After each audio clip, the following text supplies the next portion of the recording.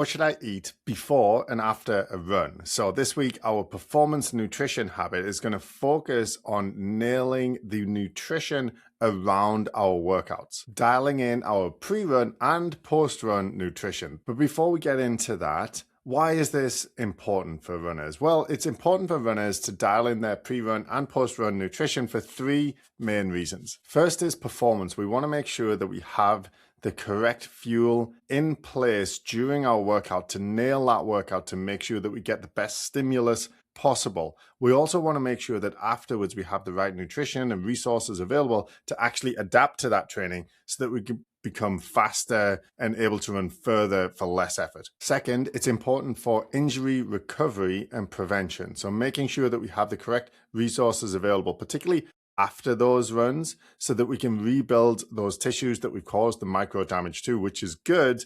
This is the stimulus we need to make them stronger and more resilient, but we need that nutrition in place to actually make that adaptation to help us recover from injuries and help us ensure that we don't develop new injuries in the future. And third is appetite and consistency. And this is because many runners use running as a way to help them manage or lose weight. And we need to make sure that we have the pre-run and post-run nutrition dialed in. Otherwise, what happens is we'll develop crashes and cravings 2 or 3 hours after our runs and end up making bad food choices that don't support our longer term body composition goals. So how exactly are we going to do this? We're going to keep it nice and simple. Pre-run, we're going to have a small carby snack 30 to 60 minutes before every run. So think simple carbohydrates, a banana, a piece of toast, a granola bar, something small and easy to digest. Our post-run nutrition is making sure that we have a meal within 2 hours of every run. And that meal should be 2 to 3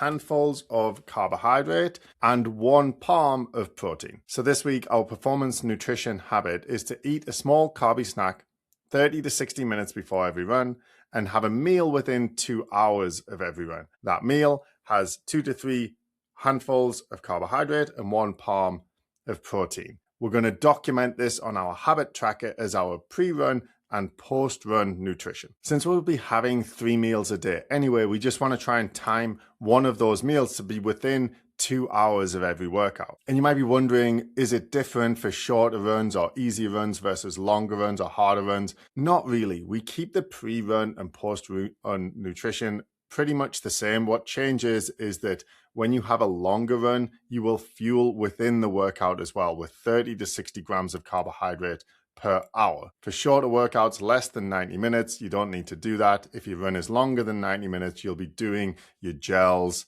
during the run, 30 to 60 grams per hour, but the pre-run and post-run nutrition is going to stay the same. So download your performance nutrition habit tracker from the link in the description and write in pre-run and post-run nutrition and then tick it off every day this week that you nail it. This is going to help us dial in our performance nutrition, making sure we have the correct resources available to perform well in our training, to adapt to that training, to improve our performance, help us avoid injuries, recover from injuries, and avoid unhealthy food cravings that would lead to binging on crappy, unhealthy food.